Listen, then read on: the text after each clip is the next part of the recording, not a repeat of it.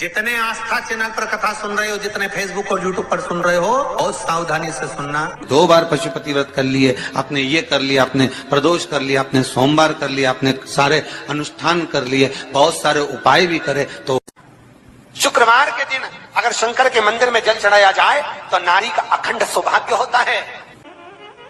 शुक्रवार के दिन बेलपत्री के वृक्ष के नीचे बैठकर घृत का दिया लगाकर शरीर में जो रोग है उसका स्मरण कर कल करके देखना। जो बच्चा चिड़चिड़ कर रहा हो, बहुत गुस्सा कर रहा हो, बहुत गुस्सा, जो बहू चिड़चिड़ कर रही हो, जो सास चिड़चिड़ कर रही हो, भाई बंधु कुटुंब कोई चिड़चिड़ कर रहा हो, बहुत क्लेश घर में हो रहा हो, एक कटोरी में पानी लो, तुमरुका जी का नाम लो, शिव जी का नाम लेकर, तुमरुका जी का नाम लेकर थोड़ा सा पानी का आचमन करा दो। 10 मिनट 5 मिनट में एकदम चुप, लड़ी नहीं सकती, गुस्सा। लक्ष्मी सबसे ज्यादा प्रसन्न कौन से दिन होती है? जम के बोलिए जरा। शुक्रवार। तो शुक्रवार को लक्ष्मी सबसे ज्यादा प्रसन्न क्यों होती है? शिव महापुराण यहाँ तक विष्णु पुराण करती है, स्कंद पुराण वर्णन करती है, कार्तिक खंड वर्णन करता है कि तुलसी का क्यारा गोल है, चौकोर है, षडाकार का है। उसका भी प्रमाण हमारे शास्त्र में लिखा हुआ है कि अगर तुलसी का कुंड गोल है तो वो ऐश्वर्य प्राप्त करता है, तुलसी का कुंड चौकोर है तो वो वंश की वृद्धि करता है, तुलसी का कुंड अगर षडाकृति का है, 6 फलक वाला है तो वो घर में संपदा की वृद्धि करता है। तुलसी के कुंड का भी प्रमाण हमारे यहाँ शास्त्र में लिखा हुआ है कि कुंडा कैसा होना चाहिए, तुलसी के कुंड की आकृति कैसी होना चाहिए। उसके प्रसन्न होने का कारण क्या था? लक्ष्मी जी के 2 भाई थे, दोनों की शादी नहीं हो रही थी, दाता और विधाता, दोनों का विवाह नहीं हो रहा।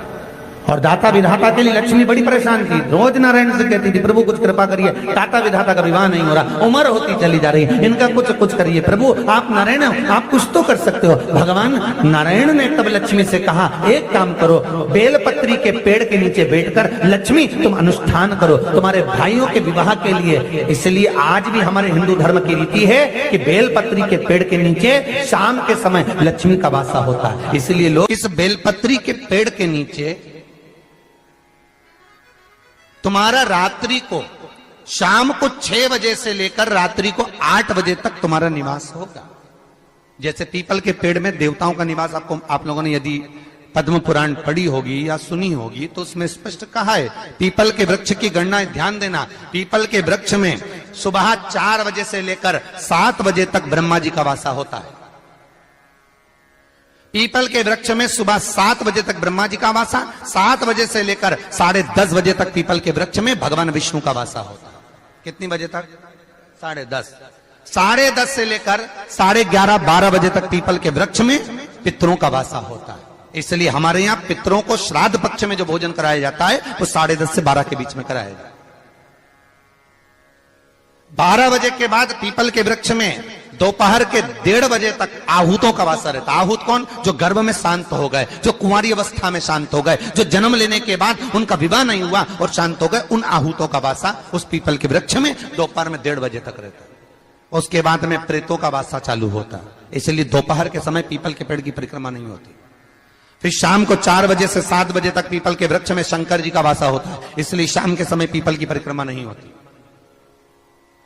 7 बजे के बाद में पीपल के वृक्ष में रात्रि को 9 बजे तक कुबेर का वासा होता है।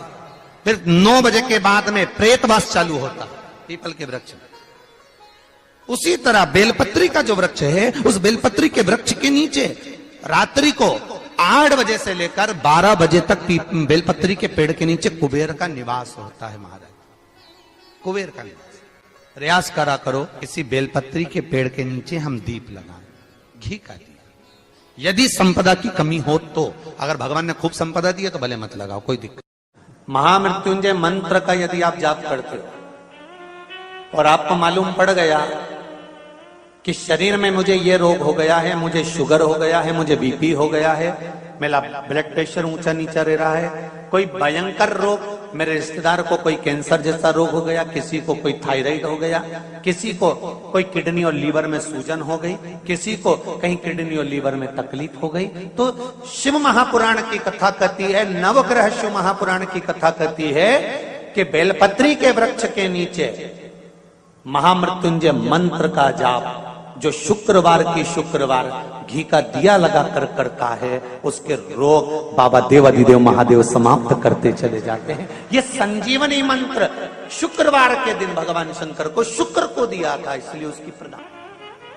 शुक्रवार के दिन बेलपत्री के वृक्ष के नीचे बैठकर घृत का दिया लगाकर शरीर में जो रोग है उसका स्मरण कर कर शंकर जी से विनय कर कर, हे भोलेनाथ, आपने शुक्र देवता को संजीवनी मंत्र दिया है, तो क्या आप मेरे को वो मंत्र प्रदान नहीं करोगे? मेरे रोग, मेरी बीमारी, मेरे दुख को आप नहीं हरोगे? शिव से कहो, ये शरीर आपने दिया है और भजन करने के लिए दिया है, स्मरण करने के लिए दिया है, कीर्तन करने के लिए दिया है, तो संभालोगे भी आप। और बेलपत्री की ओर मुख कर घी का दिया लगाकर महामृत्युंजय मंत्र का स्मरण कर लेने पर धीरे धीरे धीरे धीरे धीरे धीरे वो रोग समाप्ति की ओर आता चले जाता। अगर आप शंकर भगवान को एक लोटा पानी अगर शिव को समर्पित कर रहे हो, श्वेत पुष्प को रखकर शंकर जी के ऊपर सफेद फूल को चढ़ाकर अगर एक लोटा जल भी, एक पात्र जल भी शंकर को समर्पित कर रहे हो, तो ये लक्ष्मी के लिए ही तो कर रहे हो। और कौन सी लक्ष्मी? पूर्ण लक्ष्मी, पूर्ण लक्ष्मी। आपको पहले भी कथा में कहा, एक बार भगवान विष्णु के सामने लक्ष्मी मैया ने बहुत तेज स्वर में कह दिया था, नारायण, दुनिया के लोग आपका नाम जपते हैं, दुनिया के लोग नारायण नारायण कहते हैं, दुनिया के लोग आपका भजन करते हैं, पर सत्य मायने में कहूं ना तो मेरे बिना दुनिया के लोगों की नहीं चल सकती, मेरे बिना दुनिया नहीं चल सकती, संसार मेरे बिना नहीं चल सकता। भगवान विष्णु ने कहा ये तो गलत है लक्ष्मी आपका कहना। एक दिन लक्ष्मी को अहंकार आ गया, अहंकार के संबोधन जब माता लक्ष्मी कहने लगी तो भगवान उसी समय पर भगवान विष्णु को क्रोध आ गया और भगवान विष्णु ने कह दिया, लक्ष्मी तू इतनी बड़ी बड़ी बात कहती है कि तेरे बिना नहीं रह सकती संसार? मैं तुझे कहता हूं लक्ष्मी तू अपूर्ण है, तू अपूर्ण है, तू पूर्ण कब हो गई?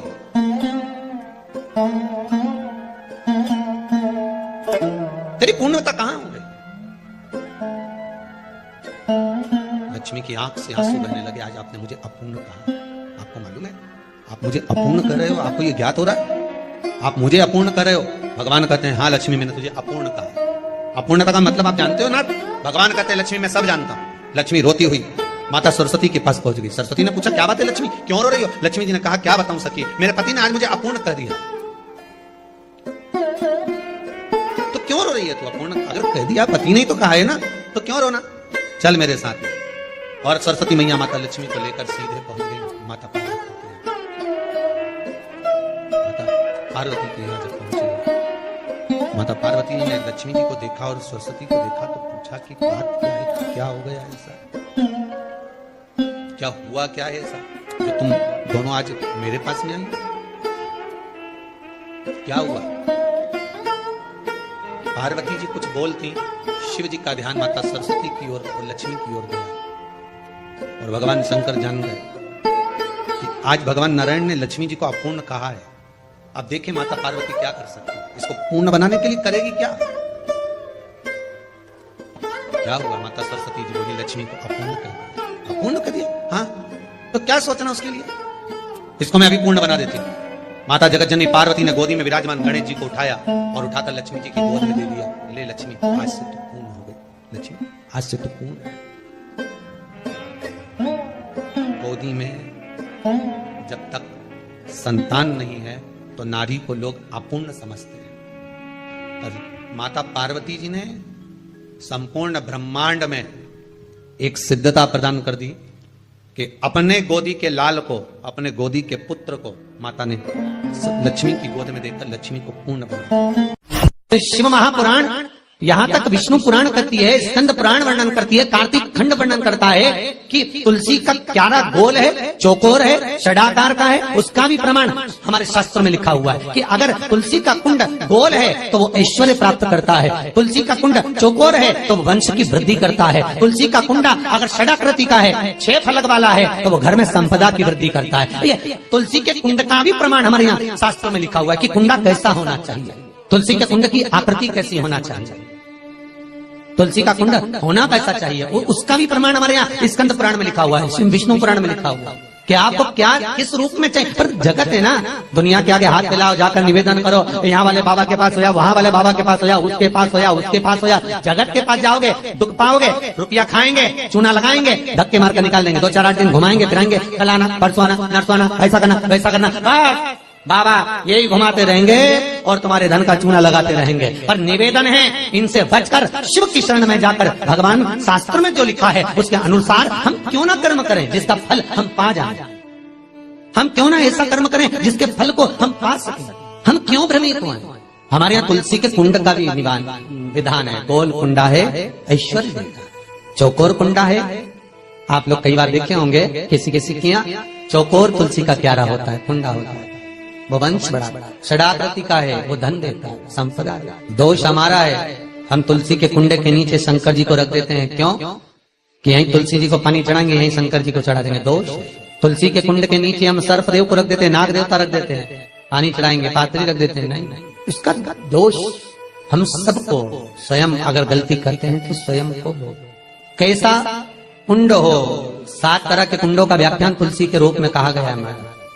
पहला गोल, दूसरा चौकोर, तीसरा षडाकृति, चौथा त्रिवेणी, 3 कोने वाला कुंडा।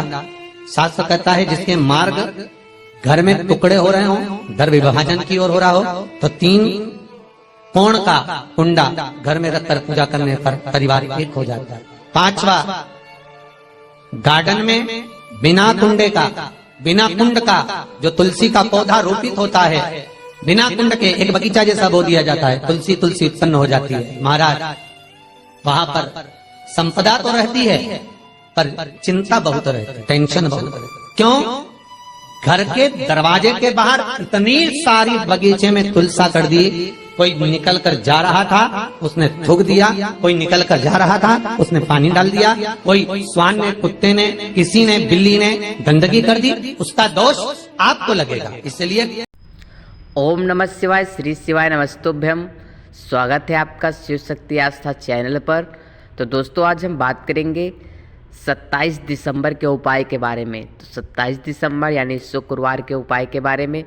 तो दोस्तों तो आइए जानते हैं 27 दिसंबर को यानी शुक्रवार के दिन कौन सा उपाय करना है।